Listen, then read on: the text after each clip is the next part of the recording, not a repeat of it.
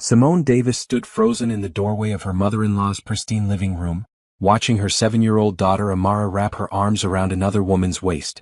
"Auntie Crystal, you smell so pretty." Amara giggled, burying her face in the soft yellow sundress that cost more than Simone's monthly grocery budget. "Thank you, sweetheart," Crystal Monroe cooed, her perfectly manicured fingers stroking Amara's braids that Simone had spent 2 hours perfecting that morning. "I missed you so much." Beverly Davis beamed from her leather recliner, the same seat she'd claimed as her throne for the past 20 years. "Crystal, honey, tell Simone about that wonderful job promotion you got. Senior Vice President at 29. Can you imagine?" Simone forced a smile and clutched the store-bought pound cake she'd brought, suddenly embarrassed by the generic plastic container.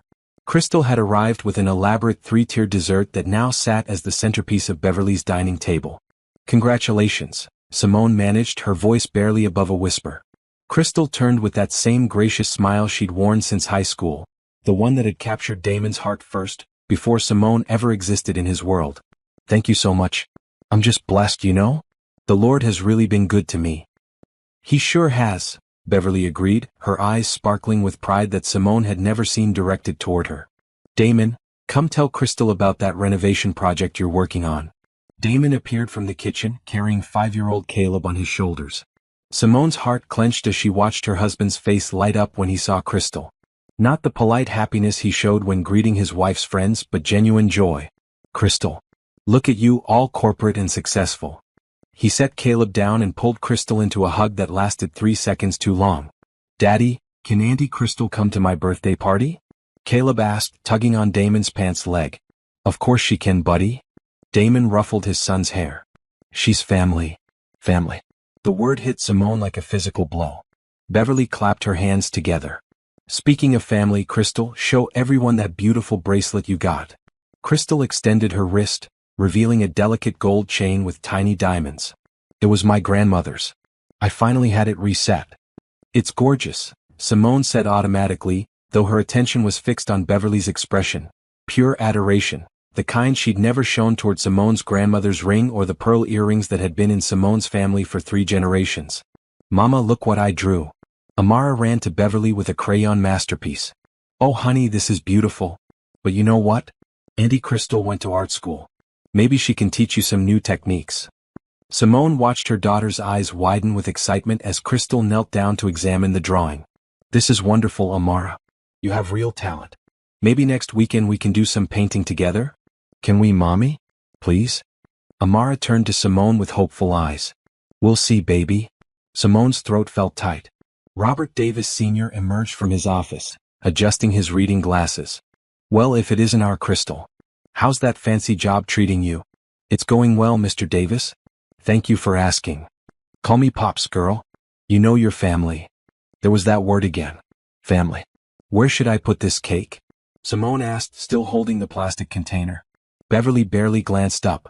"Oh, just set it anywhere, dear. We have plenty of dessert with Crystal's creation." Simone placed the cake on a side table, next to Beverly's collection of family photos. She paused, noticing something that made her stomach drop. The recent family reunion photo, the one where Simone was standing slightly behind everyone else, had been replaced with an older picture where Crystal stood next to Damon, both of them laughing at something off camera. "Remember when you and Crystal won that dance contest at the church social?" Beverly asked Damon, gesturing toward the photo. "Man, that was years ago." Damon laughed. "We were something else." "Y'all sure were," Robert agreed. "Made a beautiful couple." The room fell silent. Simone felt every eye on her, waiting for her reaction. Crystal cleared her throat gently. "That was a long time ago. We were just kids." But Beverly wasn't finished. "You know, I was just telling Robert how nice it's been having Crystal around more often. She has such a calming presence. The children adore her, and she has such wonderful ideas about family activities." "Speaking of activities," Crystal said quickly, clearly uncomfortable with the direction of the conversation, "I brought some books for the kids. Educational ones about African American history. I thought it was important for them to learn about their heritage." Simone's jaw tightened. She'd been reading those same types of books to her children since they were babies, but somehow when Crystal did it, it became noteworthy. "That's so thoughtful," Beverly gushed. "Isn't that thoughtful, Simone?" "Very thoughtful." Simone managed to keep her voice steady. Amara and Caleb were already diving into the books, and Simone had to admit they were beautiful. Hardcover editions with vibrant illustrations. Expensive. Everything Crystal did had an effortless quality that made Simone's careful budgeting and store-brand choices feel inadequate. "Dinner's ready," Beverly announced, though Simone hadn't been invited to help prepare it. That honor had gone to Crystal, who had arrived 3 hours early to assist with the cooking. As they moved to the dining room, Simone found herself seated at the far end of the table while Crystal sat in what had traditionally been Simone's spot, to the right of Beverly, close enough to help serve the children and participate in the main conversation. During grace, Robert thanked God for bringing our dear Crystal back into our lives, and for blessing us with her presence. Simone kept her eyes closed longer than necessary, fighting back tears. The dinner conversation flowed around her like she was invisible. Crystal shared stories about her travels, her charitable work, her church involvement. Beverly hung on every word, asking follow-up questions and expressing amazement at Crystal's accomplishments. When Amara spilled juice on her dress, Crystal was the one who jumped up with a napkin and soothing words. When Caleb started getting cranky, Crystal distracted him with a silly song that made him giggle. These were her children, Simone thought desperately. Her babies. But watching them respond to Crystal with such easy affection made her feel like an outsider in her own family. "You're quiet tonight," Damon whispered in her ear during dessert. "Just tired," she whispered back, though exhaustion didn't begin to cover what she was feeling. As the evening wound down, Beverly announced her plans for the upcoming family vacation. "I was thinking we should do something special this year. Maybe rent that big house at the lake again?" "That sounds wonderful," Crystal said. "I'd love to help plan activities for the kids." "Would you really?" "Oh, that would be perfect. You're so good with them." Simone stared at her hands folded in her lap. They were planning a family vacation and she was hearing about it like a stranger. "Well, we should probably head home," Damon said eventually, glancing at the children who were starting to yawn. "Already? The night's still young," Beverly protested. "The kids have school tomorrow." "Of course they do." "Crystal, you'll stay for coffee, won't you?" "I'd love to." More hugs were exchanged at the door. Amara clung to Crystal like she was leaving for months instead of just going home. "Can Auntie Crystal come to our house next time?" Caleb asked as Damon buckled him into his car seat. "We'll see, buddy." The drive home was quiet except for the children's chatter about their new books and Crystal's promise to teach Amara to paint. Simone stared out the window at the familiar streets of their neighborhood, feeling like a stranger in her own life. When they reached their modest 2-story home, Simone helped get the children ready for bed while Damon checked emails in his office. As she tucked Amara under her covers, her daughter looked up with sleepy eyes. "Mommy, why don't you smile at Grandma Beverly's house?" The innocent question pierced Simone's heart. "What do you mean, baby? You always look sad there. But when Auntie Crystal comes, everyone's happy." Simone brushed a curl from her daughter's forehead. "I'm not sad, sweetheart. Mommy just gets tired sometimes." "Auntie Crystal never looks tired." After the children were asleep, Simone sat on the edge of her bed, still wearing the dress she'd chosen so carefully that morning, the navy blue one that she thought made her look professional and put together. Now it felt like a costume that hadn't fooled anyone. Damon emerged from the bathroom, already in his pajamas. "Good dinner tonight. Mama really went all out." "She always does when Crystal's there." "What's that supposed to mean?" Simone looked at her husband, really looked at him. When had they stopped seeing each other clearly? "Never mind. I'm just tired." As she lay in the darkness listening to Damon's steady breathing, Simone stared at the ceiling and replayed every moment of the evening. The way Beverly's face lit up when Crystal spoke. The easy laughter between Crystal and Damon. Her own children's obvious preference for their auntie. For the first time in her 8-year marriage, Simone Davis felt completely and utterly alone. Simone woke before her alarm, the events of the previous evening replaying in her mind like a nightmare she couldn't shake. She lay still for a moment, listening to the familiar sounds of her house, the old furnace kicking on, Damon's soft snoring, the neighbor's dog barking in the distance. Everything was the same, yet everything felt different. She slipped out of bed and padded to the kitchen to start coffee, a routine that usually brought her comfort. But as she measured the grounds, she found herself wondering if Crystal made better coffee. Probably. Crystal seemed to excel at everything. "Morning, beautiful." Damon's voice startled her from her thoughts. "Morning." She didn't turn around as he wrapped his arms around her waist from behind. "You were tossing and turning all night. Everything okay?" "Fine." The lie came easily now. He kissed the back of her neck. "I need to leave early today." The Mitchell project is behind schedule, and I want to get there before the crew starts. Damon owned a small construction company, something he'd built from nothing with hard work and determination. Simone had been so proud when they'd finally saved enough for him to go out on his own.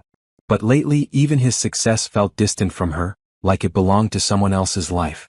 "I'll get the kids ready," she said. "Thanks, babe. You're the best." After he left, Simone went through the motions of preparing breakfast and getting Amara and Caleb dressed for school. But her mind kept drifting to the night before, picking apart every interaction, every glance, every word. "Mommy, can we call Auntie Crystal today?" Amara asked as Simone braided her hair. "Why would we call her baby?" "She said she wanted to teach me to paint. And she knows about art." Simone's hands stilled. "You know Mommy knows about art too. Remember when we made those collages last month?" Amara nodded politely but without enthusiasm. "But Auntie Crystal went to college for art. That's different." "Different? Better." The unspoken word hung in the air. At work, Simone tried to focus on her responsibilities as an administrative coordinator at the local community college.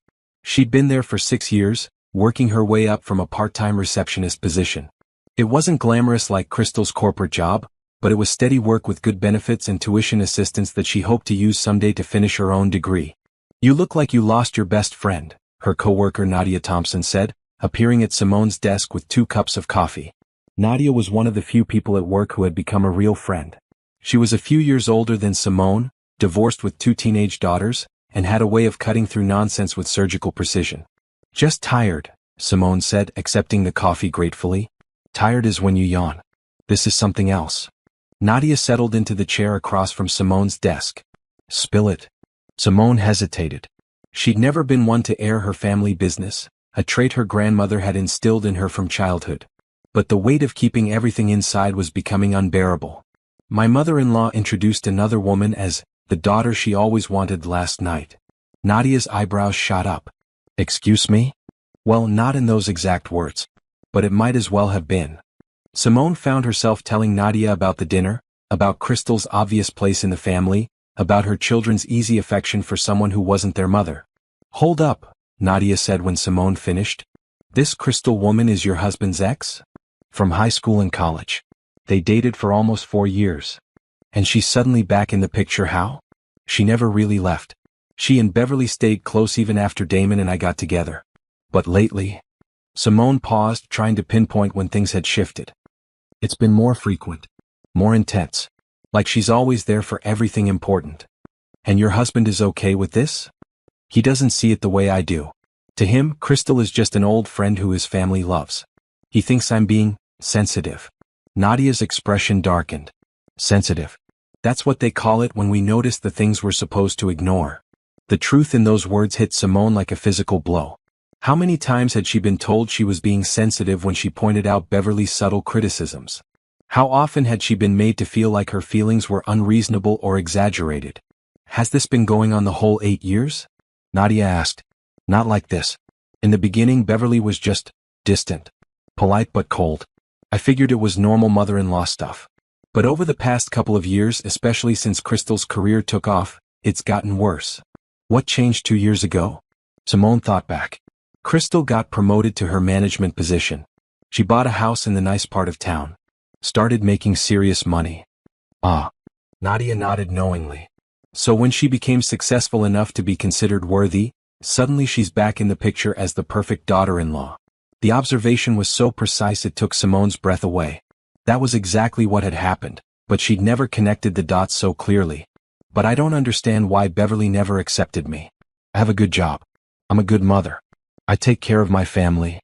"Baby," Nadia said gently, "sometimes it's not about what you do. Sometimes it's about who you are and who they think you should be." Simone knew Nadia was right, but accepting it felt like admitting defeat. She'd spent 8 years trying to prove herself worthy of Beverly's approval, changing herself bit by bit, making herself smaller and quieter, hoping that eventually she'd earn her place in the family. "What am I supposed to do? She's my husband's mother." The question is, what is your husband going to do? Because this isn't just about you and his mama anymore. This is about your children watching their mother get disrespected and learning that it's normal. That thought terrified Simone more than anything else. Was she teaching Amara that this was how women should be treated? Was she showing Caleb that it was acceptable to stand by while someone you love gets diminished? I need to talk to Damon. Yes, you do. But first, you need to be real clear about what you're seeing and what you need. Don't let him turn this into you being emotional or jealous. This is about respect. After work, Simone picked up the children and drove home with Nadia's words echoing in her mind. When she pulled into their driveway, she noticed Crystal's silver BMW parked across the street. Her heart sank. Inside, she found Crystal and Damon in the kitchen, surrounded by paint supplies and canvas boards. Amara and Caleb were completely absorbed in their artwork, their faces bright with concentration and joy. Mommy? Look what we made.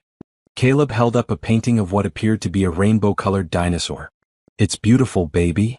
Auntie Crystal showed us how to blend colors. Amara added, her painting much more sophisticated, a landscape with rolling hills and a sunset sky.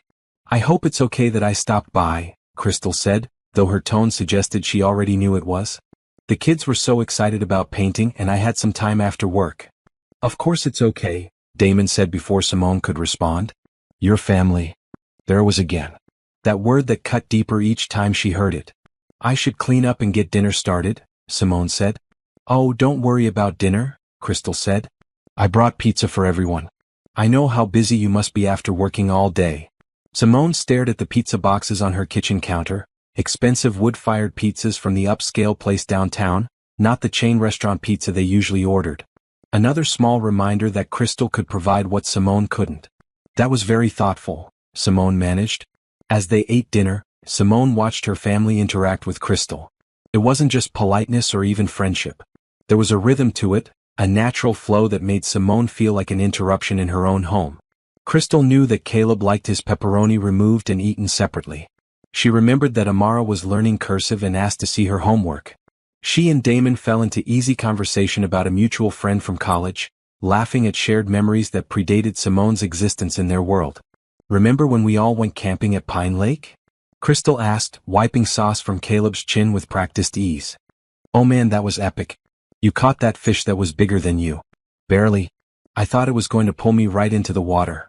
They laughed together, and Simone felt like she was watching her life from outside a window. After Crystal left, Simone helped the children with their bedtime routine while Damon cleaned up the kitchen. When they finally had a moment alone, she knew she had to speak up. Damon, I need to talk to you about something. He looked up from loading the dishwasher. Sure. What's up? It's about Crystal. And your family. His expression immediately shifted, becoming guarded. What about them?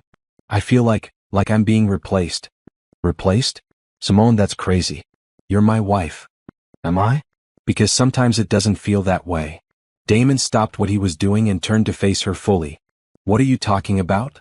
Simone took a deep breath and tried to organize her thoughts the way Nadia had suggested.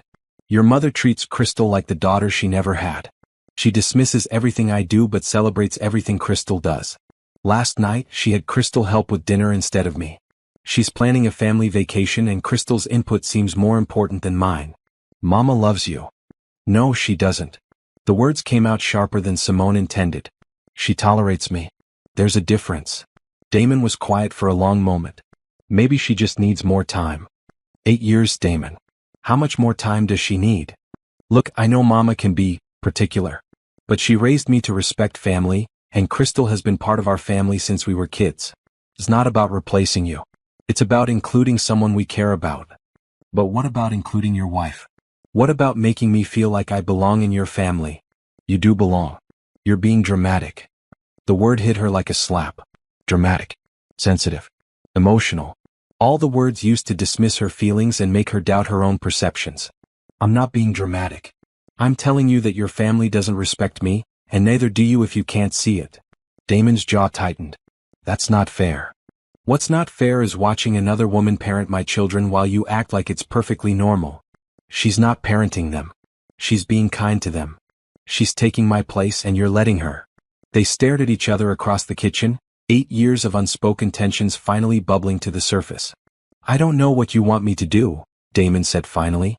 I want you to see what's happening. I want you to choose your wife and children over keeping everyone else happy. It's not that simple. Yes, it is. Simone's voice was barely above a whisper, but it carried the weight of years of suppressed frustration. It's exactly that simple. Damon opened his mouth as if to argue, then closed it again. For a moment, Simone thought she saw a flicker of understanding in his eyes. But then he shook his head. I think you're overthinking this. Maybe you should just try to get along with Crystal. She's not going anywhere. The finality in his voice settled over Simone like a heavy blanket. He'd made his choice and it wasn't her. You're right, she said quietly. She's not going anywhere. But maybe I am. She turned and walked upstairs, leaving Damon standing alone in the kitchen with his confused expression and the uncomfortable truth hanging in the air. In her bedroom, Simone sat on the edge of the bed and finally let herself cry, not just for the evening's conversation, but for 8 years of feeling invisible, 8 years of making herself smaller, 8 years of accepting crumbs when she deserved the whole meal. Tomorrow, she decided, things were going to change. She just didn't know how yet. Simone barely slept that night. She lay next to Damon, listening to his peaceful breathing and feeling like a stranger in her own bed. When morning came, she moved through her routine like a robot. Coffee, breakfast, getting the kids ready for school. Damon tried to kiss her goodbye, but she turned her head so his lips landed on her cheek instead of her mouth. We need to finish talking tonight, he said quietly. Do we? The question came out flat, tired. He studied her face for a moment, and she saw something that might have been concern. Or maybe just irritation. She couldn't tell anymore. At work, Simone found herself distracted during the morning staff meeting. Her supervisor was discussing new enrollment procedures, but all Simone could think about was the way Crystal had cleaned up Caleb's face at dinner, like she'd done it 100 times before. You with us, Simone? Dr. Patricia Coleman, the Dean of Student Services, was looking at her expectantly. Yes, sorry. The new forms, I'll make sure they're updated in the system by Friday. After the meeting, Nadia appeared at Simone's desk again, this time with a knowing look. How did it go with your husband? About as well as expected. Simone logged into her computer, hoping work would provide a distraction. That bad, huh? He thinks I'm being dramatic. Overthinking things. He wants me to just get along with Crystal because she's family. Nadia made a sound of disgust. Let me guess, you're supposed to be the bigger person and just accept being disrespected for the sake of keeping peace. Pretty much. Well, that's some bull. Nadia pulled up a chair. You know what you need? Information. Right now, you're operating on feelings and observations. You need facts. What kind of facts? Start paying attention to patterns. When does Crystal show up? Who invites her? How often? What events is she included in that you're not? Keep track. The idea felt both empowering and exhausting. You want me to spy on my own family? I want you to document what's happening so when your husband tells you you're imagining things, you have proof. Simone considered this. She'd always been the type to give people the benefit of the doubt, to assume good intentions even when actions suggested otherwise. But maybe Nadia was right. Maybe it was time to pay closer attention. That afternoon, as she picked up the children from their after-school program, Amara bounced into the car with excitement. Mommy, guess what? Grandma Beverly called the school and signed me up for the advanced art class. Simone's hands tightened on the steering wheel. She did what? The teacher said I'm really talented and should be in the special art program. Grandma Beverly said she would pay for it and everything. A cold anger settled in Simone's chest. Beverly had made an educational decision about Amara without consulting either parent. She'd bypassed Simone completely and gone directly to the school. When did Grandma Beverly talk to your teacher? I don't know. But she said Auntie Crystal recommended it because I'm so good at painting. Of course. Crystal's recommendation carried more weight than the opinions of Amara's own parents. When they got home, Simone immediately called the school. After being transferred twice, she finally reached Mrs. Martinez, Amara's teacher. Oh yes, Mrs. Davis. I hope it's okay that I spoke with your mother-in-law. She was so enthusiastic about Amara's artistic development. The woman she brought with her, Crystal, I think, had wonderful insights about art education. I'm sorry, did you say she brought someone with her? Yes, a lovely young woman. She mentioned she had an art degree and was helping with Amara's development. I assumed you knew about their visit. Simone gripped the phone tighter. When exactly did this visit take place? Yesterday afternoon around 2 o'clock. Right after school ended. Yesterday. While Simone was at work, Beverly and Crystal had gone to Amara's school together. They'd presented themselves as a unit, making decisions about her child's education. Mrs. Martinez, I need to clarify something. Any educational decisions about my daughter should go through her father or me first. My mother-in-law doesn't have legal authority to sign her up for programs. There was a pause. Oh. I'm sorry. She seemed so involved, and she had detailed information about Amara's artistic interests. I just assumed. I understand the confusion. But in the future, please contact my husband or me directly. After hanging up, Simone sat in her kitchen, staring at her phone. This wasn't just about inclusion anymore. Beverly and Crystal were actively making parental decisions, and they were doing it behind her back. She started a notebook that evening, writing down everything she could remember from the past few months. The times Crystal had shown up unannounced. The family events where Simone found out about plans secondhand. The small comments and dismissals that she'd previously chalked up to Beverly's personality. Seeing it all written down was like looking at a map of systematic exclusion. When Damon came home from work, she was ready for him. We need to talk about what happened at Amara's school today. He looked tired, his work clothes dusty from the construction site. What about it? Your mother and Crystal went to the school yesterday and signed Amara up for an art program. Without consulting us. Damon blinked. What? That doesn't sound right. I called the school. They confirmed it. Simone handed him the notebook. I've been keeping track of things. Look at this. He flipped through the pages, his expression shifting from skepticism to surprise to something that might have been recognition. I didn't realize. You started then stopped. Didn't realize what? That it was this extensive. Simone felt a flutter of hope. Maybe he was finally seeing what she'd been experiencing. Damon, they're making parental decisions about our children. That's not okay. You're right. I'll talk to Mama. Will you? Really? Because every time I bring up concerns about your family, you dismiss them. He was quiet for a long moment, still looking at the notebook. I guess I didn't want to see it. It's easier to think you're being sensitive than to admit my mother is. He trailed off. Is what? Crossing lines. It wasn't a full acknowledgement of everything, but it was something. More than Simone had gotten in years. What are you going to tell her? That she needs to check with us before making decisions about the kids. And that she can't just show up at their school. What about Crystal? Damon's jaw tensed. What about her? She was there too. She's involved in this. She was probably just supporting Mama. You know how she is about kids. And just like that, the defensive walls went back up. Simone could see him retreating into the familiar pattern of protecting Crystal from any criticism. Damon, she's not just supporting your mother. She's actively participating in undermining me as a parent. I think that's a stretch. Is it? Really? Look at the evidence. They stared at each other across the kitchen table, the notebook between them like a piece of evidence in a trial. I'll talk to Mama, he said finally. But you need to stop making Crystal the villain here. She's not trying to hurt you. Maybe not intentionally, Simone thought. But intention didn't matter when the result was the same. That night, she couldn't sleep again. She found herself scrolling through social media, something she rarely did, but curiosity got the better of her. She looked up Crystal's profile and immediately wished she hadn't. Photo after photo showed Crystal with Amara and Caleb. At the zoo. At the children's museum. At Beverly's house for Sunday dinner. In every picture, the children looked happy and relaxed, like they belonged with her. The timestamps told the story. These outings happened during the day while Simone was at work. Crystal's flexible corporate schedule allowed her to be available when Simone couldn't be.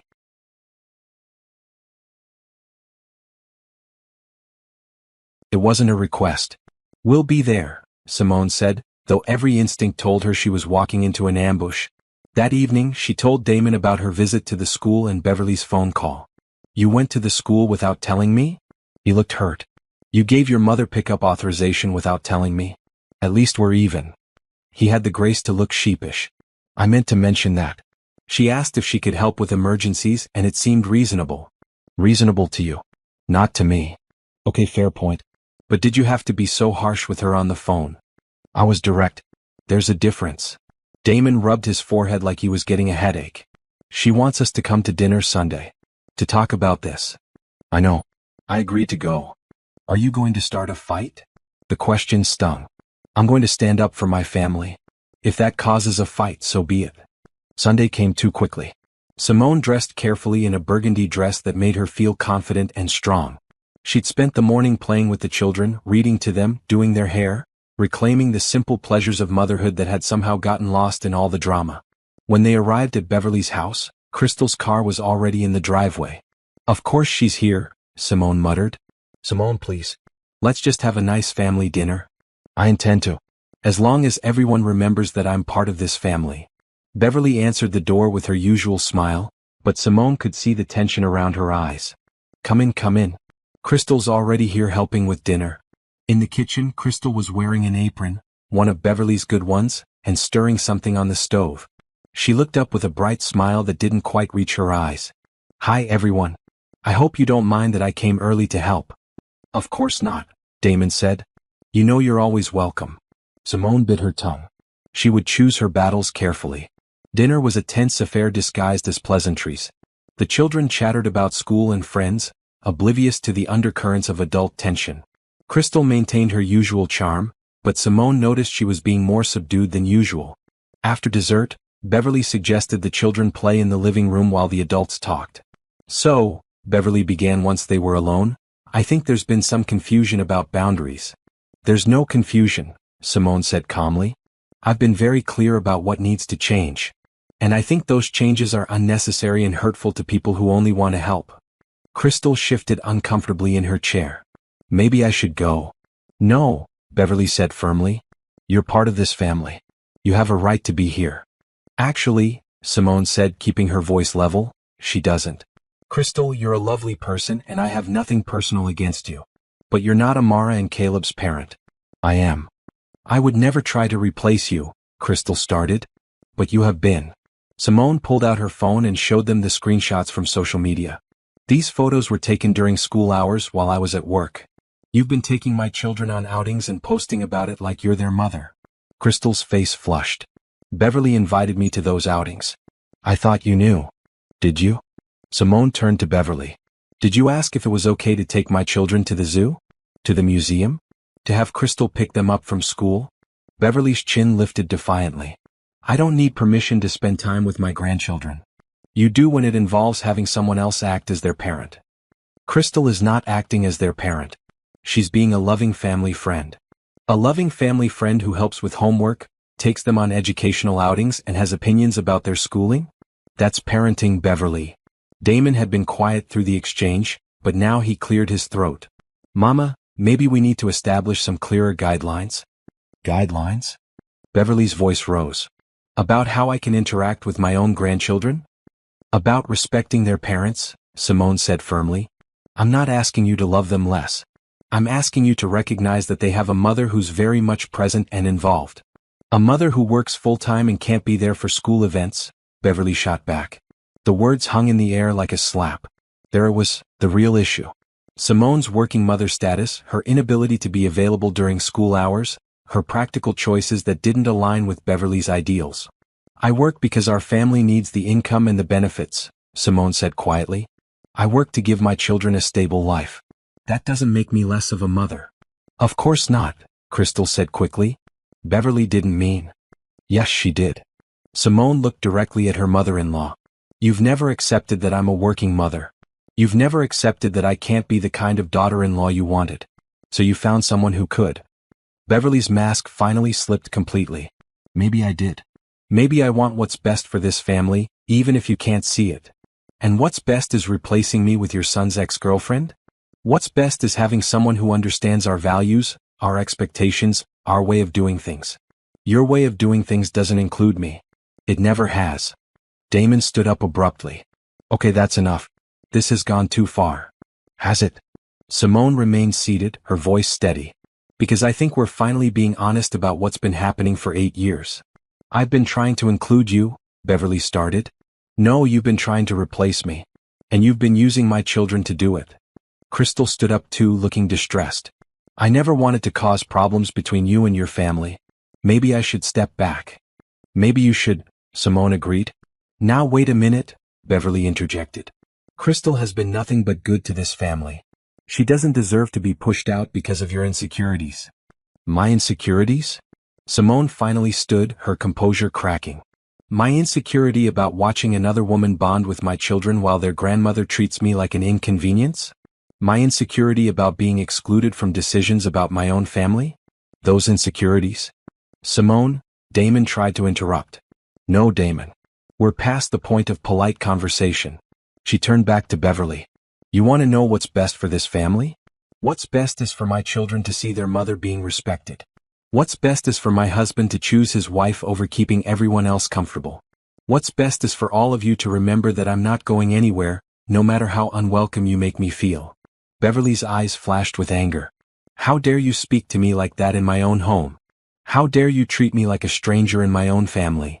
The room fell silent except for the sound of the children's laughter from the living room. The contrast between their innocent joy and the adult dysfunction was stark. Crystal was the first to speak. I think maybe I should leave. Don't you dare, Beverly said sharply. This is your home too. No, Simone said quietly, it's not. And that's the problem. She walked to the living room and gathered her children, who protested leaving in the middle of their game. We'll see Grandma Beverly another time, she told them gently. Damon followed her to the car, his face tight with conflicted emotions. That was brutal, he said as they buckled the children into their car seats. It was honest. You could have been more diplomatic. Simone turned to face him fully. I've been diplomatic for 8 years. Got me nowhere. Sometimes the truth is brutal, but it still needs to be said. The drive home was quiet except for the children asking why they'd left so early. Simone gave them vague answers about adult conversations running long. That night, after the children were in bed, Damon found her in their bedroom, writing in her notebook again. What are you writing now? My boundaries. My non-negotiables. The things that have to change if we're going to make this marriage work. He sat on the edge of the bed looking exhausted. And if I can't agree to them? Simone looked up at him, this man she'd loved for 10 years, married for 8, and sometimes felt like she barely knew. Then we'll have to figure out what comes next. The weight of those words settled between them like a challenge. For the first time since their problems began, Simone felt like she held some power in the situation. She wasn't begging anymore. She was stating terms. And that made all the difference. The week following the confrontation felt like living in a war zone with an unstable ceasefire. Damon moved through the house like a man walking on eggshells, speaking carefully and watching Simone's reactions to everything. Beverly hadn't called once. Not to check on the children, not to extend dinner invitations, not even to speak with Damon. The silence was both a relief and a confirmation of everything Simone had suspected about conditional love. On Wednesday, Simone picked up the children from school to find Amara in tears. What's wrong, baby? Simone knelt down to her daughter's eye level in the parking lot. Grandma Beverly was supposed to come to my art show today, but she didn't come. Mrs. Martinez said she called and canceled. Simone's heart clenched. Beverly was punishing the children for their mother's behavior. I'm sorry, sweetheart. Sometimes adults have to change their plans. But she promised. And Auntie Crystal was going to come too. Now nobody saw my painting except you. Hey, Simone said gently, lifting Amara's chin. Mommy saw it and I think it's the most beautiful painting in the world. Sometimes that's enough. But even as she said the words, Simone felt rage building in her chest. Beverly could be angry with her, but using the children as weapons was unforgivable. That evening she called Beverly directly. I don't appreciate you canceling on Amara without explanation. I had other commitments. Beverly's voice was ice cold. You promised her you'd be there. She was heartbroken. Well, perhaps if her mother hadn't been so hostile, family relationships wouldn't be so strained. You're punishing a 7-year-old because you're angry with me. That's not okay. I'm not punishing anyone. I'm simply reevaluating how I spend my time and energy. The calculated cruelty in her voice was breathtaking. She's your granddaughter, Beverly. She loves you. And I love her. But I won't be manipulated into ignoring how I've been treated. Then I guess you've shown me exactly who you are. Simone hung up before Beverly could respond. That night, Damon tried to smooth things over. Maybe if you apologized. Apologize for what? For standing up for my family? For expecting to be treated with respect? For being harsh with Mama? You know how she is. Yes, I do know how she is. The question is, when are you going to stop making excuses for it? They'd been having variations of the same conversation all week, and Simone was exhausted by it. The isolation began to deepen when Damon's phone calls with his parents grew hushed and secretive. He'd step outside or go to his office, speaking in low tones. When Simone asked about the conversations, he'd give vague answers about business or family updates. By Friday, she realized he was coordinating with his family around her, not with her. The breaking point came that weekend. Simone was folding laundry when she heard Damon on the phone in the kitchen. I know, Mama. She's being stubborn. No, I can't just tell her to get over it. Crystal's not the problem here. Simone stood in the doorway, holding a basket of their children's clothes, and listened to her husband discuss her like she was an unreasonable child having a tantrum. When he hung up, she was standing behind him. So I'm being stubborn? He turned, guilty flush spreading across his face. I didn't mean it like that. How did you mean it? She's my mother, Simone. She's hurting too. She's hurting? She missed Amara's art show out of spite. Maybe she was just overwhelmed by everything that happened. Simone set down the laundry basket with more force than necessary. Stop. Just stop making excuses for her. I'm not making excuses. I'm trying to keep my family together. By choosing sides against your wife? I'm not choosing sides. Yes, you are. Every time you have a secret conversation with your mother about how unreasonable I'm being, you're choosing sides. Every time you defend her actions instead of supporting me, you're choosing sides. Damon was quiet for a long moment. What do you want me to do? Cut off my parents? I want you to be my husband first. I want you to protect our marriage and our children instead of protecting everyone else's feelings. It's not that simple. It's exactly that simple. But you keep making it complicated because you're afraid of disappointing your mother. The truth of it hung between them like an accusation. That's not fair, he said quietly. Neither is being married to someone who treats you like a third priority in your own family. That night, Simone called Nadia. How bad is it? Nadia asked without preamble. Bad. He's having secret phone calls with his family about how to handle me. The children are confused because Beverly's suddenly not around. And I feel like I'm losing my mind. Are you second-guessing yourself? Constantly. Maybe I was too harsh. Maybe I should have handled it differently. Maybe. Stop. Nadia's voice was firm. Don't you dare start that. You stood up for yourself and your children. That's not something you should regret. But what if I'm destroying my marriage? Baby, if your marriage can be destroyed by you demanding basic respect, then it was already broken. The words hit Simone like a physical blow, but she knew they were true. What do I do now? You stay strong. You don't back down. And you make your husband choose what kind of man he wants to be. And if he chooses wrong? Then you'll know where you stand and you can make your own choices from there. After hanging up, Simone sat in her quiet house and tried to imagine what her life might look like if her marriage ended. The thought terrified her, but for the first time, it didn't seem impossible. On Sunday, traditionally their family dinner day at Beverly's, they stayed home. Simone made a big breakfast and they spent the day at the park. The children seemed to enjoy having both parents' undivided attention, but Simone noticed them looking around as if expecting someone else to join them. Where's Auntie Crystal? Caleb asked as they pushed him on the swings. She's probably busy today, Simone said. Will we see her soon? Simone looked at Damon, who was pushing Amara on the neighboring swing and pretending not to hear the conversation. I don't know, baby. Maybe.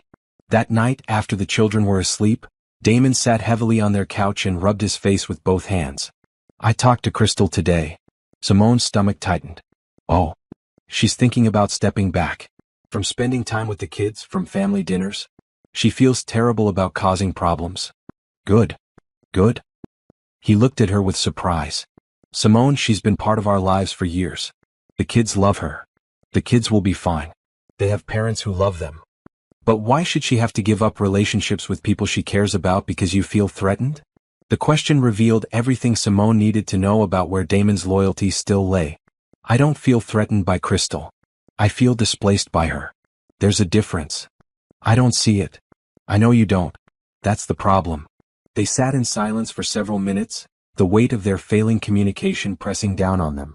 My mother wants us to come to dinner next Sunday, Damon said finally. Is Crystal going to be there? I don't know. Find out. And let me know what the purpose of the dinner is. Because I'm not going to sit through another ambush disguised as family time. Damon nodded, but she could see the resignation in his posture. He was tired of the conflict, tired of being pulled between loyalties, tired of having to think about dynamics that had been simple when she just accepted whatever his family dished out. But Simone was tired too. Tired of being the one who always accommodated, always bent, always made herself smaller for everyone else's comfort. The difference was she wasn't willing to be tired and miserable anymore. Over the next few days she began to notice other changes. Damon's usual affection felt forced. Their conversations stayed surface level, avoiding anything that might spark another argument. Even their physical intimacy felt strained, like they were roommates going through the motions of being married. She caught him looking at her sometimes with an expression she couldn't quite read. Disappointment? Resentment? Confusion? Whatever it wasn't love. At least, not the kind of love she remembered from their early years together. On Thursday, she made a decision that surprised even her. She called Beverly. "I want to talk," Simone said when Beverly answered. "Oh, well, I suppose that would be appropriate. Can you meet me somewhere? Just the two of us?" There was a long pause. "I suppose so. Where?" "The coffee shop on Maple Street. Tomorrow at 2. "Fine." The conversation lasted less than a minute, but Simone felt like she'd just declared war. Maybe she had. Friday afternoon, she took a long lunch break and drove to the coffee shop. Beverly was already there, sitting ramrod straight in a corner booth, wearing a perfectly pressed blouse and her judgmental expression. Simone ordered a latte and slid into the seat across from her mother-in-law. "Thank you for coming. I'm here out of respect for my son. Not for you." The hostility was immediate and brutal, but somehow Simone felt calmer than she had in weeks. "That's exactly why we need to talk." For the next hour, they had the most honest conversation of their 8-year relationship. Beverly made it clear that she'd never approved of Simone as a wife for Damon, that she found her too independent, too career-focused, too unwilling to prioritize family in the way Beverly thought was proper. "You've never understood what it means to be a Davis woman," Beverly said coldly.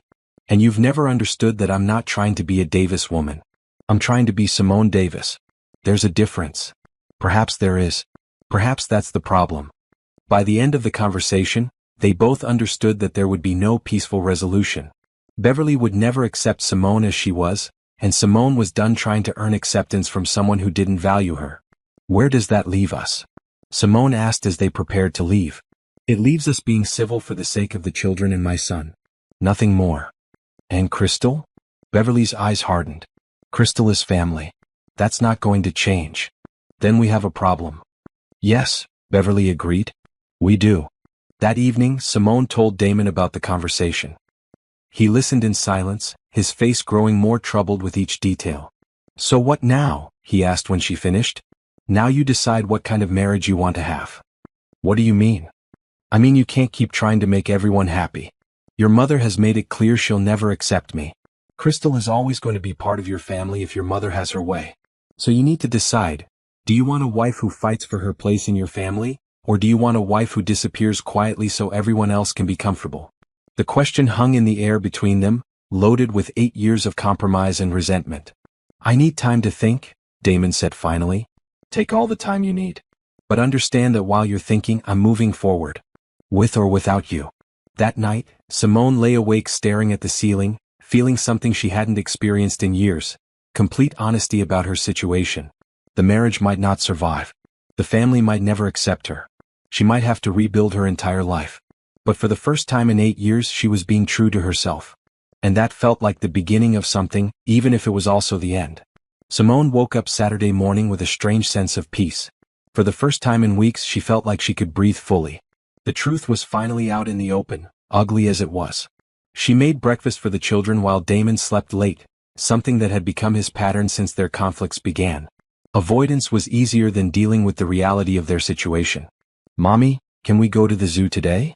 Amara asked, spreading jam on her toast. "Just us," Caleb added hopefully. Simone looked at her children, really looked at them. When had they started preferring outings with just her? When had they stopped asking for the extended family gatherings that used to fill their weekends? "Yes, we can go to the zoo. Just the 3 of us." Their faces lit up with genuine excitement, and Simone realized they'd been feeling the family tension too, even if they couldn't articulate it. As they prepared to leave, Damon appeared in the kitchen, still in his pajamas. "Where are you going?" "The zoo. Want to come?" He hesitated, and she could see the internal debate playing across his face. A family outing meant spending the day together, potentially having conversations he wasn't ready for. "I have some work to catch up on." "On Saturday?" "The Mitchell project is behind schedule." It wasn't entirely a lie, but it wasn't entirely the truth either. They both knew he was choosing work over family time because family time had become complicated. "Okay. We'll see you later." The zoo trip was exactly what Simone needed. Away from the weight of family drama, she could focus on what mattered most, her children's happiness and her own sense of purpose as their mother.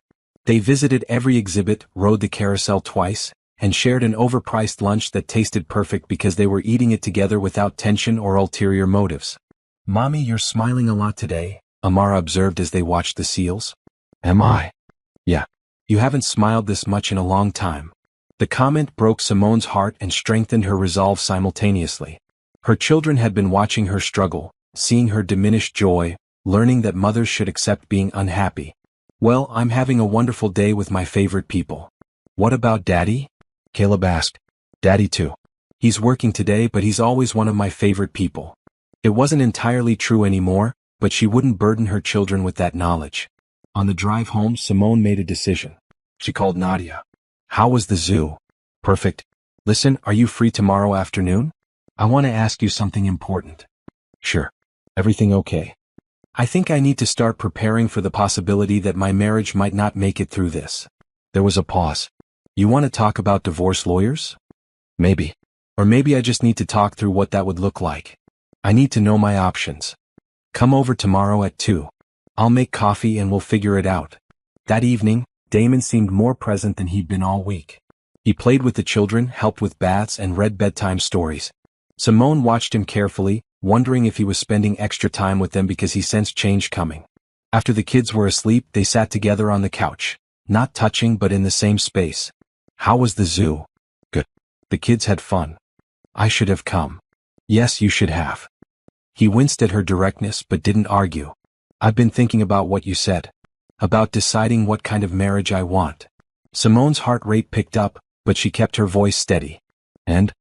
I don't want our marriage to end. That's not the same as deciding what kind of marriage you want. I want. He paused, struggling with the words.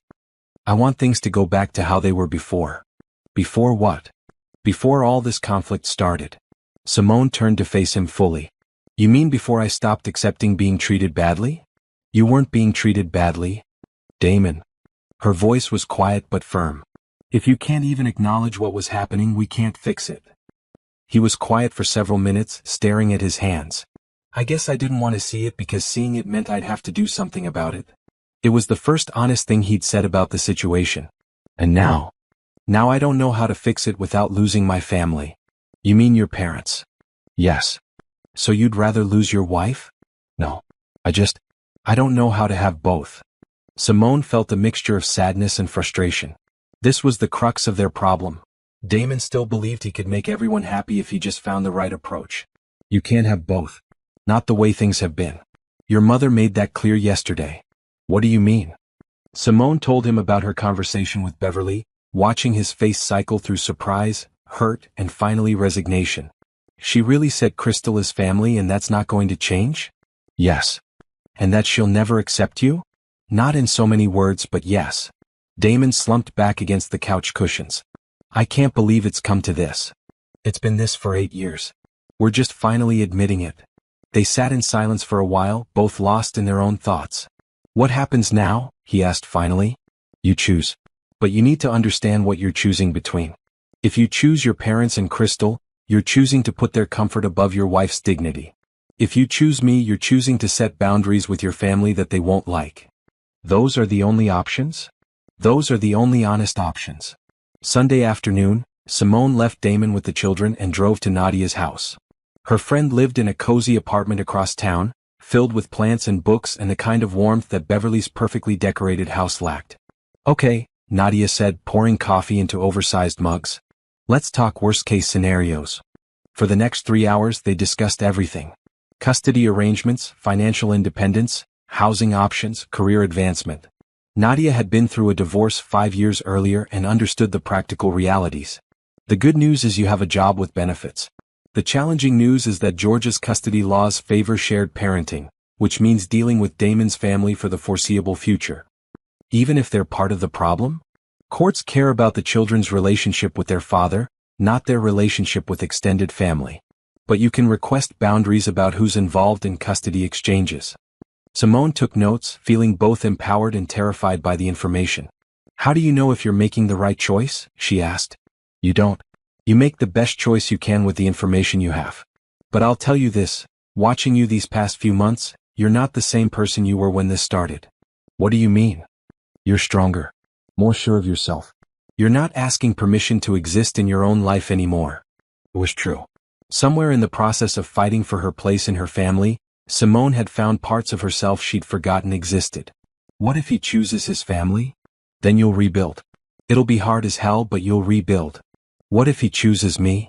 Then you'll rebuild together. Which might be even harder because it means unlearning 8 years of bad patterns. When Simone returned home that evening, she found Damon in his office, staring at his computer screen without really seeing it. "How was your afternoon?" she asked from the doorway. "Long. The kids asked about 6 times when you were coming home." "And you?" He looked up at her. "I missed you too. I was talking to Nadia about divorce lawyers." The words hit him like a physical blow. Are you filing for divorce?" "I'm preparing for every possibility, including the one where you choose your parents over your marriage." "I don't want to choose." "I know. But sometimes life forces choices on us whether we want them or not." That night, as they lay in bed on opposite sides of their king-sized mattress, Damon spoke into the darkness. "What would it look like if I chose you?" "It would mean setting real boundaries with your family. It would mean Crystal can't be involved in our children's lives anymore. It would mean accepting that your mother might never approve of me and being okay with that. And if I can't do those things? Then we figure out how to co-parent our children while living separate lives." He was quiet for so long she thought he'd fallen asleep. "I need to talk to Crystal," he said finally. "Why?" "Because if I'm going to ask her to step back, she deserves to hear it from me. And I need to understand how she sees this whole situation." Simone's stomach clenched, but she recognized the logic. "Okay. And I need to have a real conversation with my parents.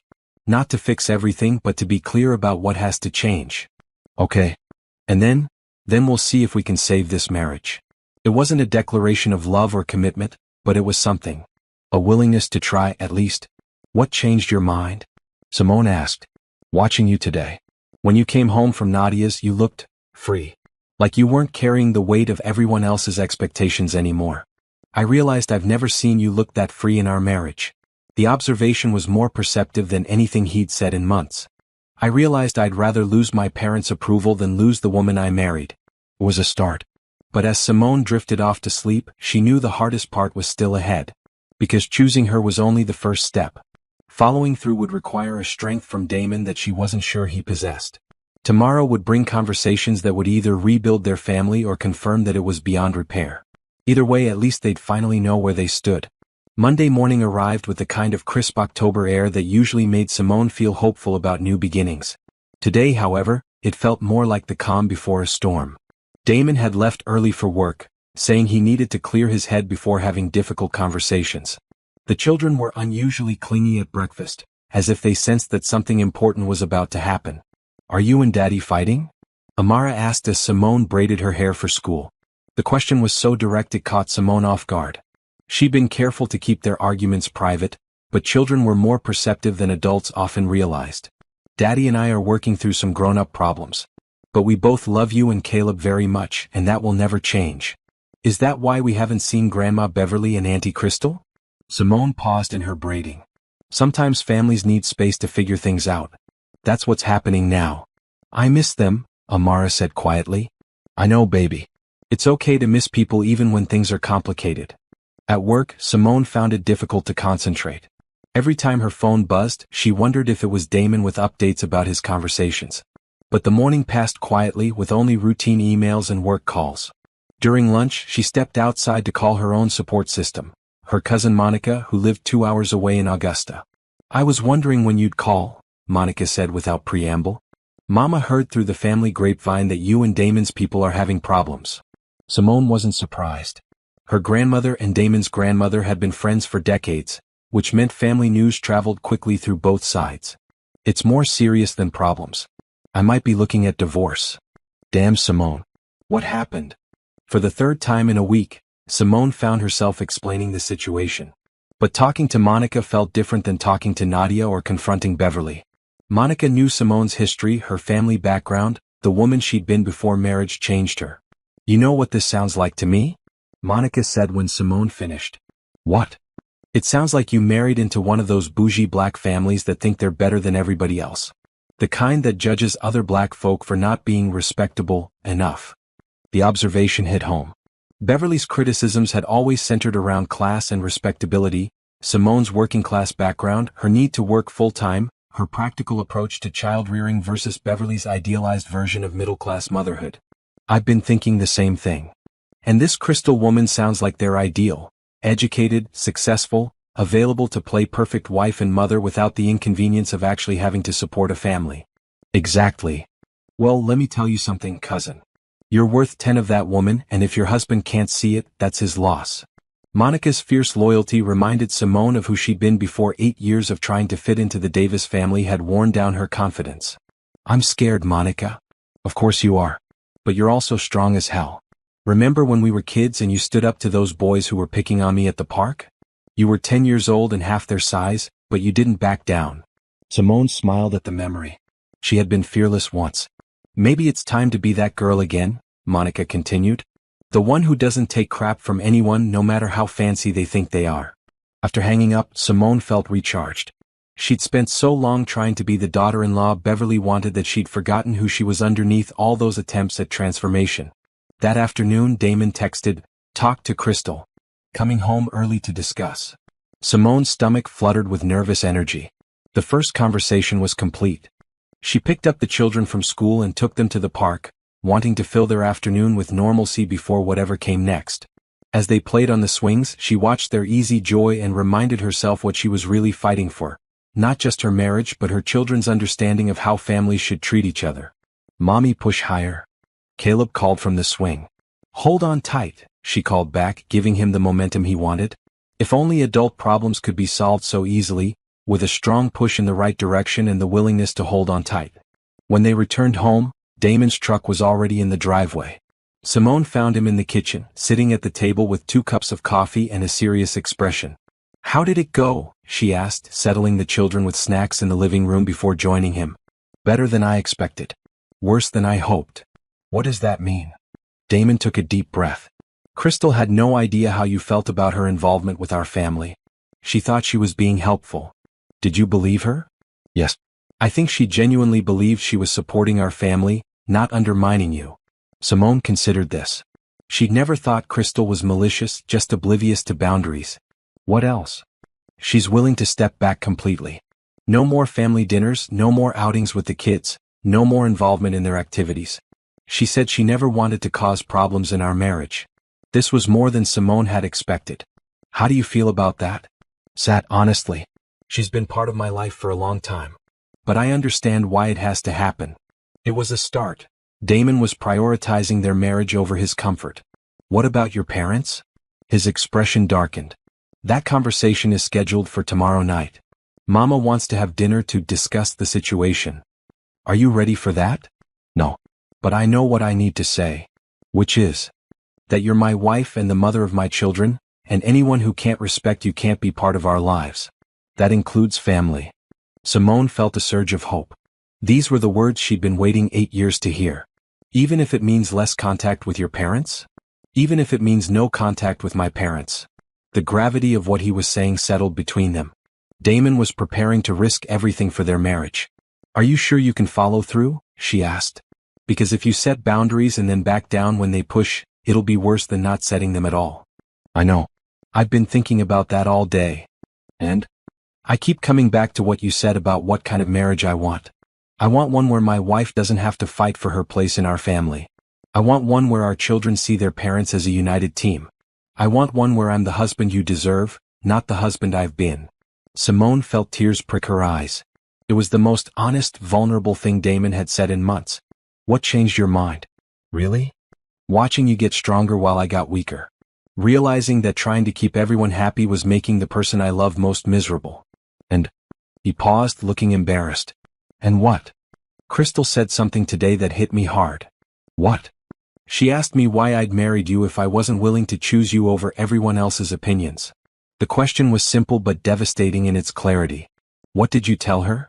That I didn't have a good answer. And that maybe that was the problem. They sat in silence for a moment, both processing the weight of the conversation. "What happens after you talk to your parents?" Simone asked. "We see what kind of family we can build together. Without interference, without outside opinions about how we should live our lives. And if they don't accept the boundaries? Then we build our family without them." It was exactly what Simone needed to hear, but she'd been disappointed before. "I need you to understand something," she said carefully. "I can't go through this again. I can't spend another 8 years wondering if you'll choose me when it matters. If you're going to set boundaries, they have to stick. I understand. Do you? Because the first time your mother cries or your father calls you ungrateful, you're going to want to give in. You're going to want to find some middle ground that makes everyone comfortable. And you're saying there is no middle ground? I'm saying the middle ground is what got us here. I can't live in the middle ground anymore. Damon reached across the table and took her hand, the first intentional physical contact they'd had in weeks. Then we won't. That evening they had dinner as a family, just the four of them, and for the first time in months, it felt natural. The children seemed to sense the shift in their parents' relationship, chattering more freely and asking for help with homework without the careful navigation that had become their norm. After the children were in bed, Simone and Damon sat together on the couch and planned his conversation with his parents. They role-played difficult scenarios, anticipated pushback, and discussed non-negotiable boundaries. What if Mama says she'll disown me? Damon asked. Then you'll know where her priorities are. What if she promises to change but doesn't follow through? Then you'll know her promises aren't worth much. What if she refuses to see the grandchildren unless Crystal is included? Then she won't see the grandchildren. Each answer was harder than the last, but necessary. Are you ready for the possibility that this might end your relationship with your parents? Simone asked. No. But I'm more ready for that than I am for the possibility of ending our marriage. It was the answer Simone had been hoping for but hadn't dared expect. That night, they fell asleep touching for the first time in weeks. Not passionately, but with the simple comfort of two people who were finally on the same side. Tomorrow would bring the conversation that would determine their family's future. But tonight, for the first time in months, Simone felt like she had a true partner in the fight. Whatever happened with Beverly and Robert, she and Damon would face it together. And that made all the difference. Tuesday felt like the longest day of Simone's life, and it was only halfway over. Every hour that passed brought them closer to Damon's dinner with his parents, and the anxiety was affecting everyone in the house. The children were crankier than usual, picking fights with each other and asking repeatedly why Daddy seemed nervous. Damon had been distracted all morning, checking his phone constantly and going over his talking points like he was preparing for a court appearance. Maybe we should postpone, he said for the third time as Simone made lunch. Why? I keep thinking of things I should say differently. Or things I might forget to address. Simone put down her sandwich and turned to face him. You're overthinking this. The message is simple: respect my wife or lose contact with our family. But what if? Damon. Her voice was gentle but firm. You can't script this conversation. You can't control how they react. All you can do is be clear about what you need from them. He nodded, but she could see the fear in his eyes. He was about to potentially lose his parents for his wife, and despite everything that had happened, that wasn't easy for him. Do you want me to come with you? She offered. No. This is something I need to do alone. If you're there, they'll just blame you for influencing me. He was right. Beverly would use Simone's presence as evidence that she was manipulating the situation. Okay. But call me if you need anything. What if they kick me out? Then you come home to your family. What if they say terrible things about you? Then you defend me and leave. What if they cry? Simone paused. This was Damon's greatest fear, his mother's tears. Beverly had trained him from childhood to see her emotional pain as his responsibility to fix. Then you remember that her tears don't erase 8 years of her disrespecting your wife. At 3 p.m., Damon left work early to get ready for dinner. Simone picked up the children from school and took them to get ice cream, wanting to keep them out of the house while their father prepared for what might be the most important conversation of his adult life. Is Daddy sick? Amara asked, licking her strawberry cone. He looks sad. Daddy has some important grown-up business to take care of tonight. He's just nervous about it like you get nervous before a big test. Will he feel better after? I think so, baby. I hope so. When they returned home, Damon was dressed in his good slacks and button-down shirt, the outfit he wore to church and important family events. You look handsome, Simone said, straightening his collar. I feel like I'm going to throw up. That's normal. You're about to do something brave. Or stupid. Sometimes brave and stupid look the same from the inside. He kissed her forehead, a gesture of tenderness that reminded her why she'd fallen in love with him in the first place. I love you, he said quietly. I love you too. Now go save our marriage. After he left, Simone tried to keep busy with the children's evening routine, but her mind kept drifting to what was happening across town. Was Beverly already on the attack? Was Robert staying silent as usual? Was Damon standing firm or was he already wavering? At 7:30 her phone rang. Monica. How you holding up, cousin? I'm a nervous wreck. Damon's at his parents' house right now having the conversation that's going to determine our entire future. You want me to drive down? I can be there in 2 hours. No, but thank you. I just need to wait and see what happens. You know what I think is going to happen? What? I think that man is finally going to grow a backbone and choose his wife. And I think his mama is going to realize she pushed too hard and lost. You sound awfully confident. Baby, I've watched you these past few months. You didn't just find your voice, you found your power. A man would have to be crazy to choose anyone over that. Monica's faith in her was comforting, but Simone knew that family dynamics were complicated in ways that logic couldn't always solve. At 8:45, just as she was getting the children ready for bed, her phone buzzed with a text from Damon. Still here. It's rough, but I'm holding firm. Relief flooded through her. He was keeping his word. She tucked the children into bed with extra hugs and stories, wanting to fill their evening with love while their father fought for their family's future. At 9:30, another text. Coming home soon. We need to talk. The ominous tone made her stomach clench. Had something gone wrong? She was pacing the living room when she heard Damon's truck in the driveway. He walked through the front door looking emotionally drained but not defeated. How did it go? She asked immediately. Sit down. They settled on the couch and Simone tried to read his expression. He looked tired, sad, but somehow lighter than he had in weeks. I told them everything. About how you felt excluded, about Crystal's inappropriate involvement, about the school incident, about all of it. And? Mama denied everything at first. Said you were being oversensitive, that Crystal was just being helpful, that I was letting you turn me against my family. What did you say? I told her that I've spent 8 years watching my wife try to earn approval that was never going to come. That I was done making excuses for behavior that was hurting my marriage. Simone felt a flutter of pride. How did she take that? Not well. She started crying, said I was choosing an outsider over the woman who raised me. And? I told her that you're not an outsider, you're my wife. And that if she couldn't accept that, she was the one doing the choosing. This was more backbone than Damon had shown in their entire marriage. What about your father? He was quiet for most of it. But when Mama started getting really upset, he finally spoke up. What did he say? Damon's expression shifted to something like surprise. He said Mama had been too hard on you from the beginning, that he'd watched her criticize everything you did and dismiss your feelings, and that he was ashamed he hadn't said anything sooner. Simone blinked in shock.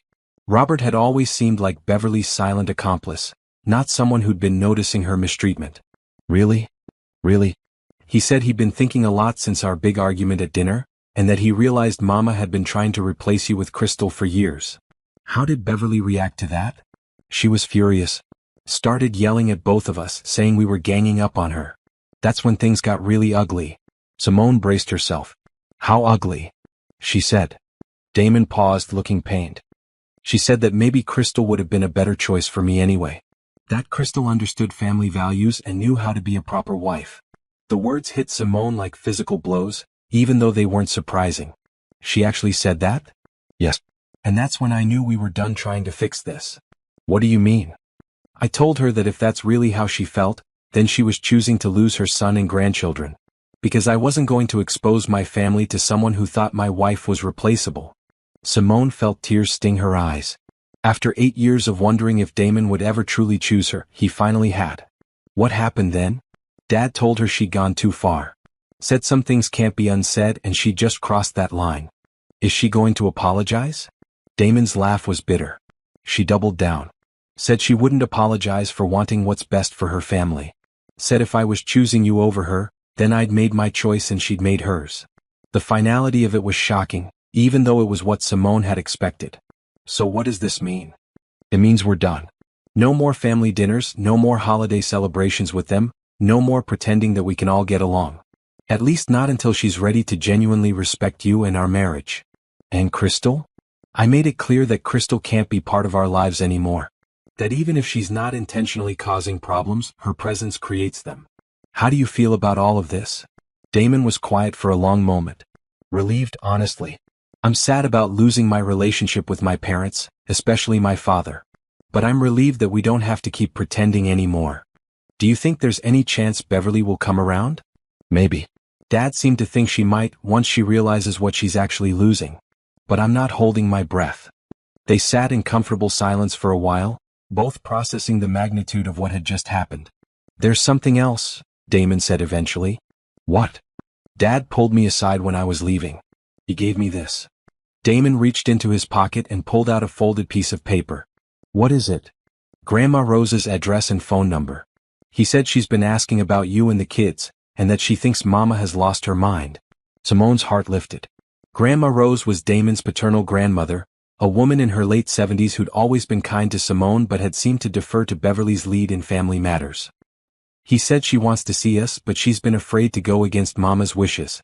Now that there's an open break anyway, he thought we should know we have allies in the family. The idea that someone in Damon's extended family had been quietly supporting her all along was both heartwarming and heartbreaking. Are you going to call her? We're going to call her. Together. For the first time in months, Simone felt genuinely hopeful about their future. Not because their problems were solved, but because they were finally facing them as a team. What do we tell the children? She asked. The truth in age-appropriate ways. That sometimes families have disagreements that take time to work out. That we love them and they're safe, and that's what matters most. They're going to miss Beverly and Crystal. I know. And that breaks my heart. But they'll be better off seeing their parents respect each other than they would be learning that it's normal to accept disrespect for the sake of keeping peace. It was exactly the right answer. That night, they made love for the first time in weeks, not with desperate passion, but with the gentle reconnection of two people who'd found their way back to each other. As Simone drifted off to sleep in her husband's arms, she realized something had fundamentally shifted. The woman who'd stood frozen in Beverly's living room watching her children prefer another woman was gone. In her place was someone stronger, clearer, and unafraid to take up space in her own life. The battle wasn't over. There would be awkward questions from mutual friends, potential holiday complications, and the ongoing work of rebuilding trust in their marriage. But for the first time in 8 years, Simone Davis felt like she truly belonged in her own family. And that was worth everything they'd been through to get here. 3 weeks had passed since Damon's confrontation with his parents, and the Davis household was settling into a new rhythm. The absence of Beverly's constant criticism and Crystal's well-meaning interference had created space for Simone and Damon to rediscover each other as partners.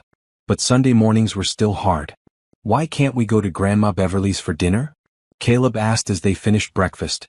It was the third time that week he'd asked the question, and Simone could see Damon struggling with how to answer. Remember what we talked about, buddy? Sometimes grown-ups need space to work out their problems. But when will we see her again? I don't know, Damon said honestly. But I know that we love you and you're safe with us, and that's what's most important. It wasn't a perfect answer, but it was truthful. The children seemed to sense that pushing for more details would lead nowhere, so they moved on to planning their day. After breakfast, while the children played in the backyard, Simone and Damon sat at the kitchen table with coffee and the morning paper. A small luxury they'd reclaimed now that Sunday mornings weren't spent preparing for family drama. Any regrets? Simone asked, watching him over her coffee cup. About setting boundaries with my parents? No. About how long it took me to do it? Absolutely. It was a conversation they'd had variations of several times, and Simone appreciated his willingness to take responsibility for his past inaction. I keep thinking about what Crystal said, Damon continued. About why I married you if I wasn't willing to choose you. And what's your answer now? I married you because I loved you. But I didn't understand that love without protection isn't enough. I thought love meant everyone would eventually get along if I just tried hard enough. And now I understand that sometimes love means disappointing other people to protect the person you've chosen to build a life with. The phone rang before Simone could respond. She checked the caller ID and felt her stomach drop. It's your father. They'd agreed that any contact from Damon's parents would go through him, but seeing Robert's name on the screen still made her nervous. Damon answered on the third ring. Hi, Dad. Simone could hear Robert's voice but not his words. She watched Damon's expression cycle through surprise, concern, and something that might have been hope. Hold on, Damon said into the phone. Let me put you on speaker so Simone can hear this too. Robert. Simone said as Damon switched the call. Hi, Simone. I hope it's okay that I'm calling. Of course. I wanted to talk to both of you about what happened at dinner 3 weeks ago. And about your mother, he said, addressing Damon. What about her? Robert sighed heavily. She's been miserable since you left that night. Really miserable. She's barely eating, barely sleeping. She keeps asking me if I think she was wrong. And what do you tell her?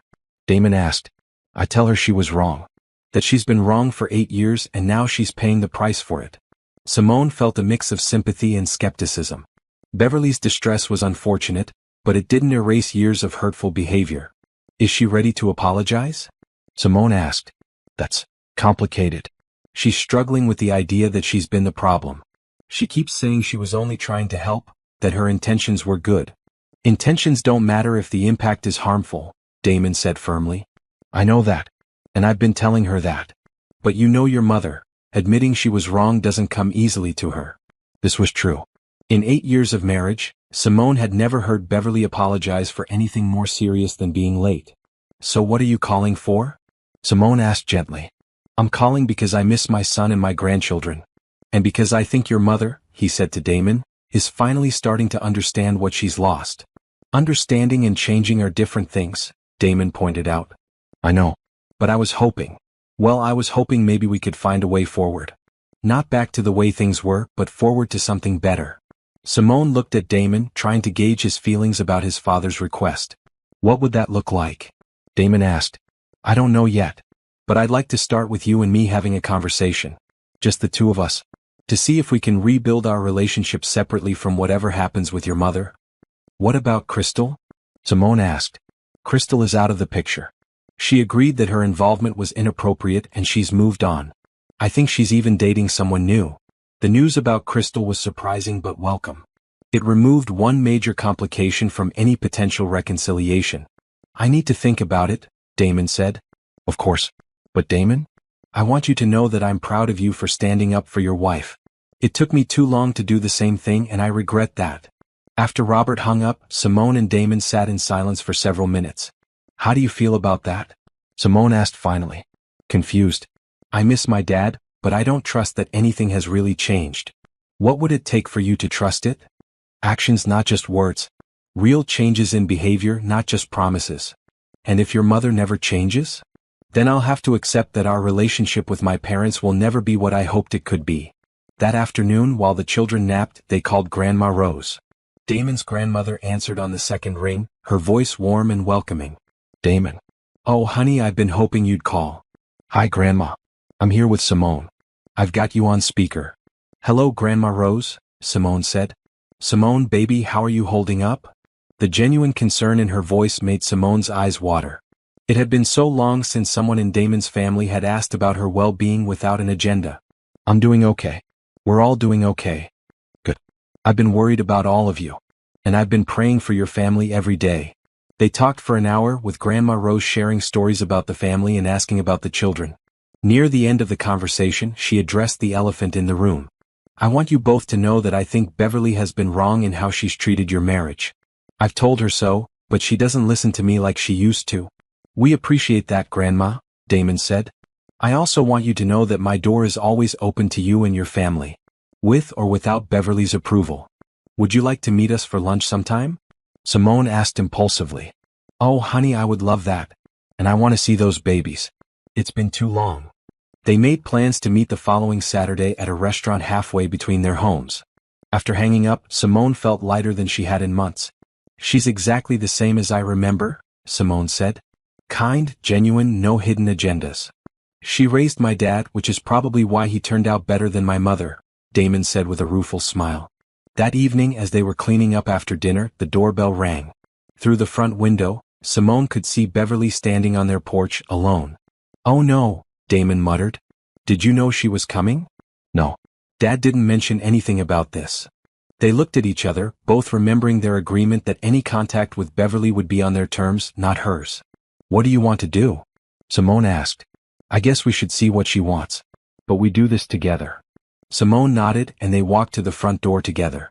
Damon opened it while Simone stood slightly behind him, close enough to be part of the conversation, but letting him take the lead.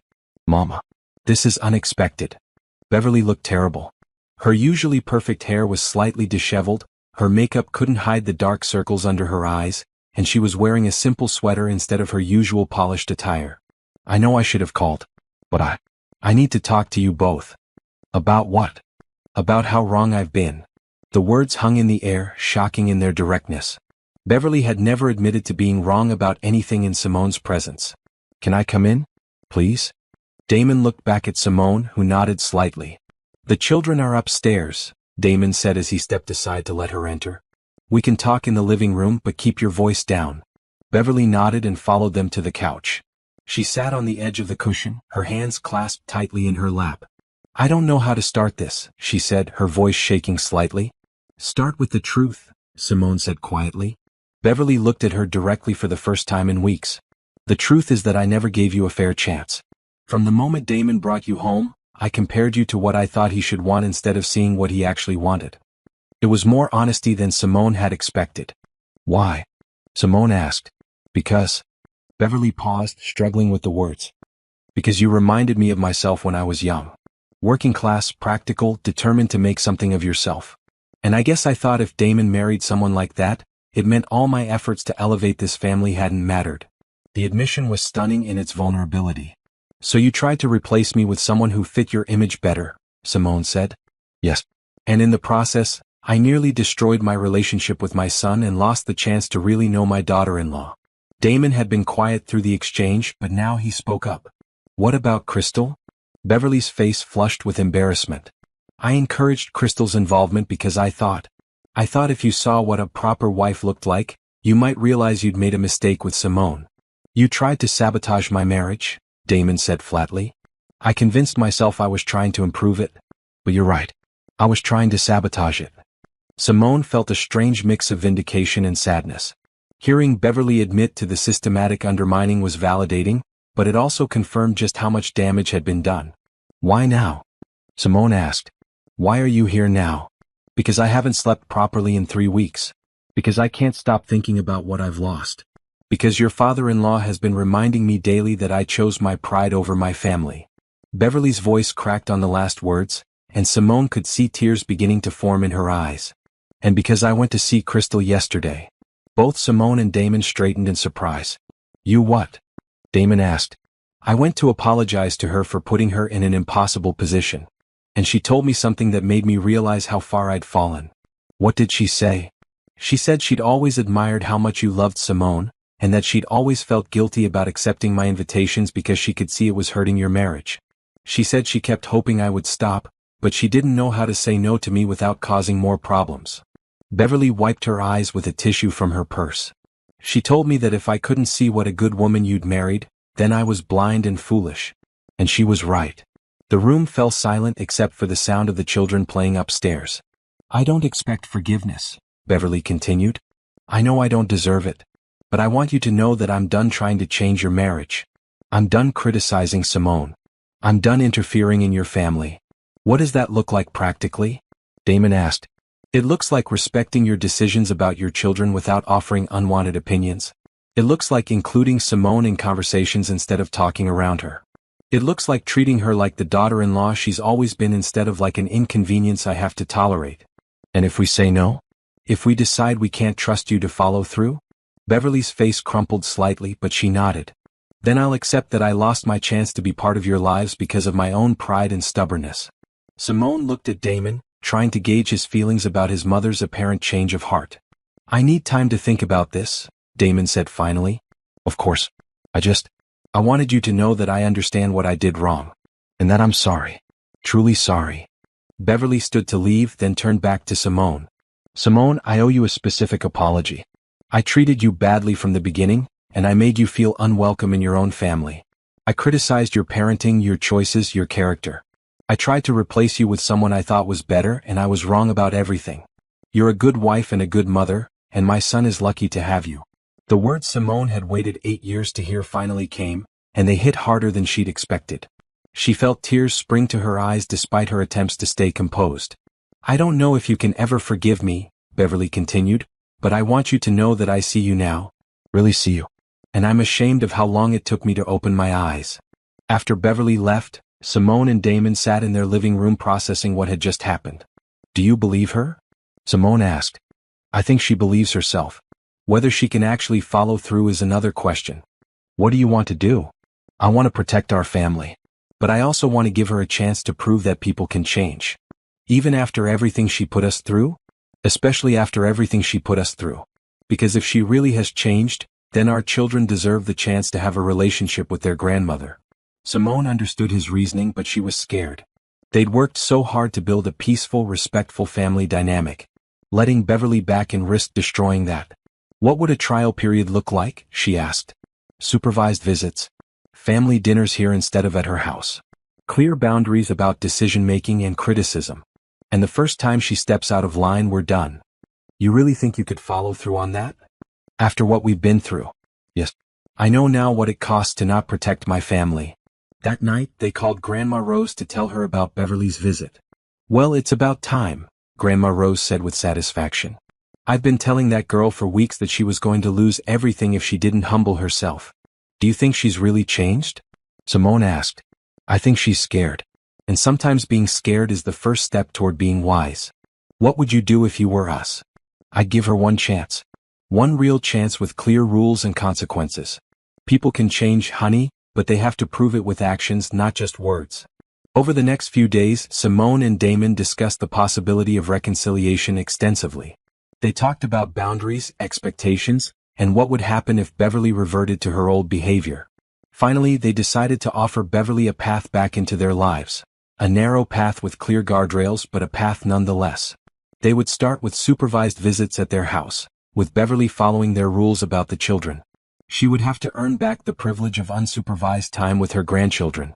She would have to prove that she could respect Simone's role as their mother and Damon's role as their father.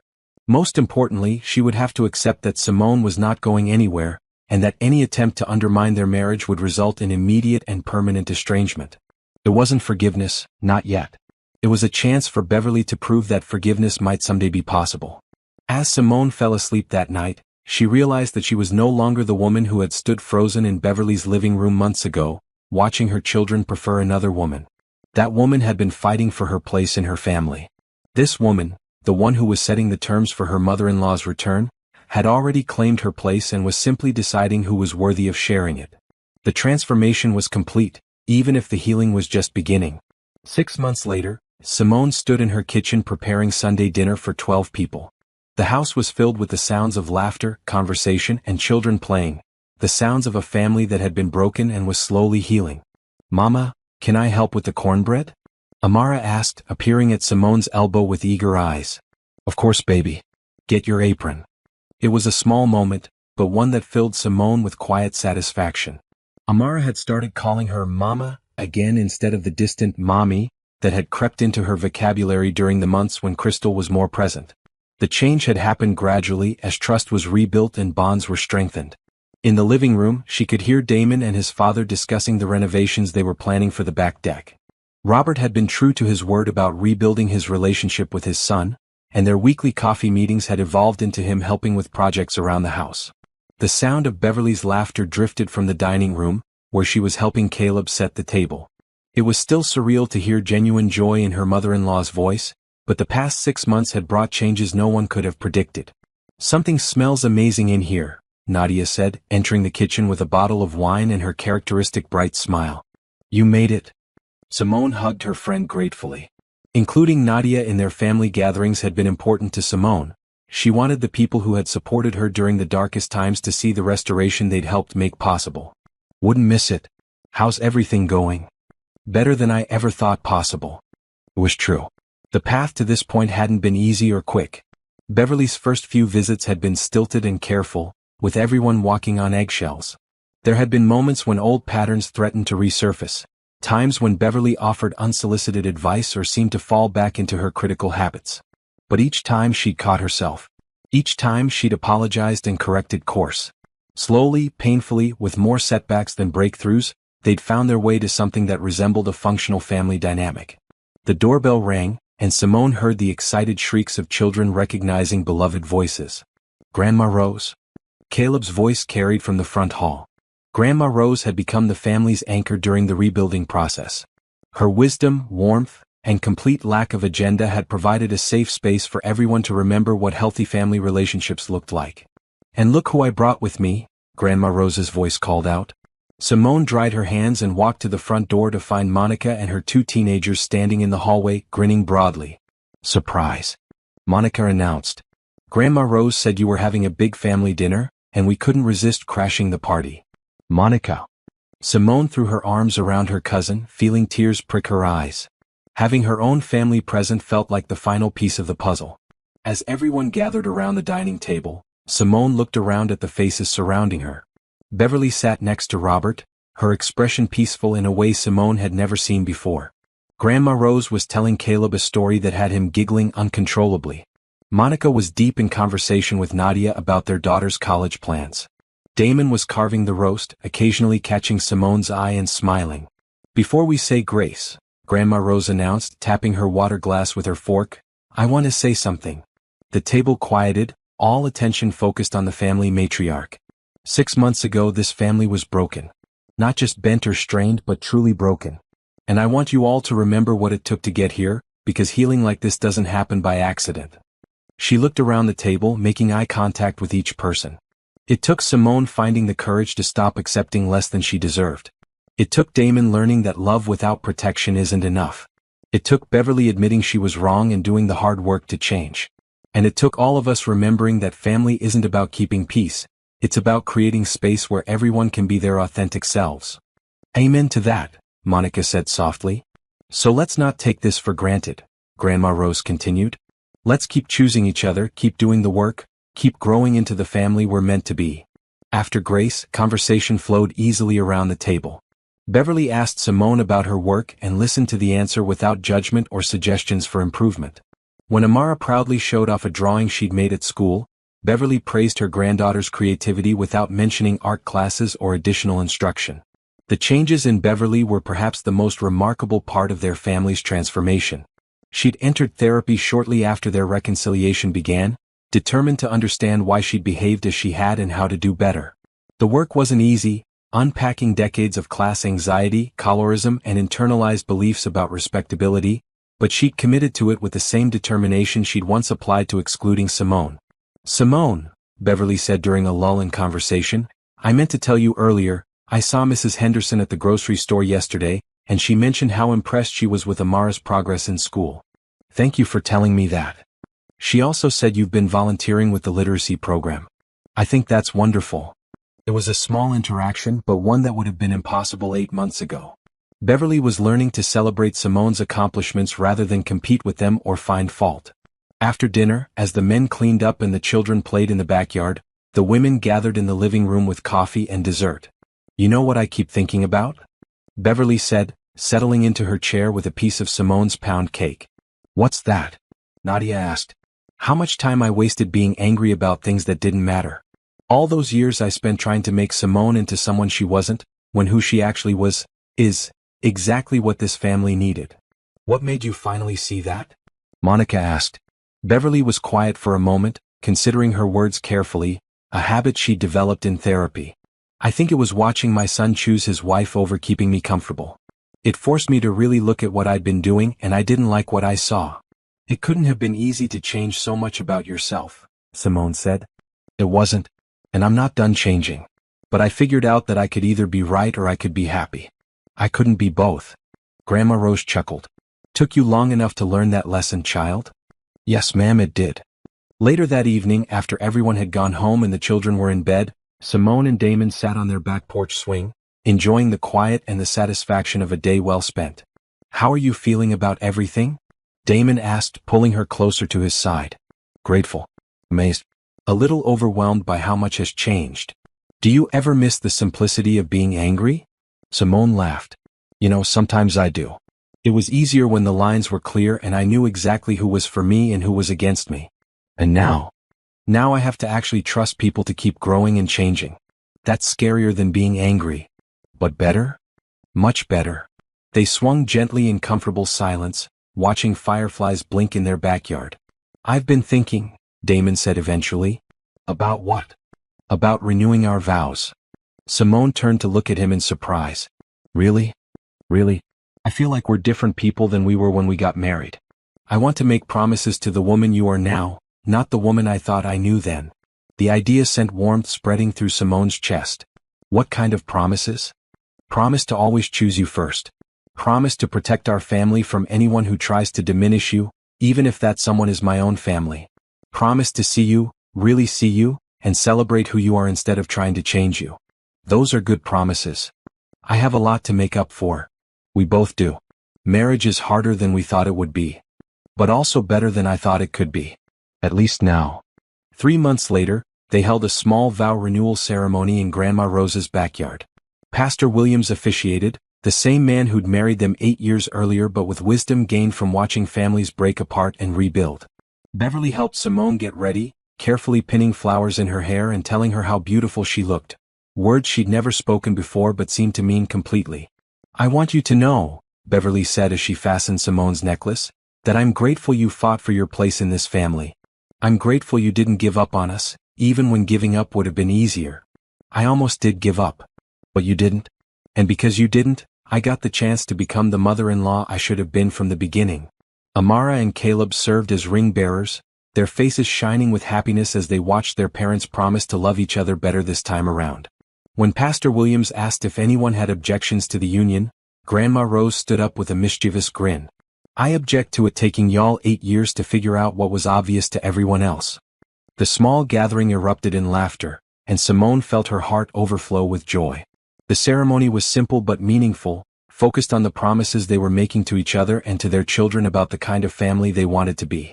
"Do you, Damon, promise to cherish Simone not just as your wife, but as the remarkable woman she is in her own right?" "I do." "Do you promise to protect your marriage from any force that seeks to diminish it, whether that force comes from outside or from within your own family?" "I do." "Do you, Simone, promise to trust in your own worth and never again accept less than the love and respect you deserve?" "I do." "Do you promise to continue speaking your truth, even when it's difficult, because your voice matters in this family?"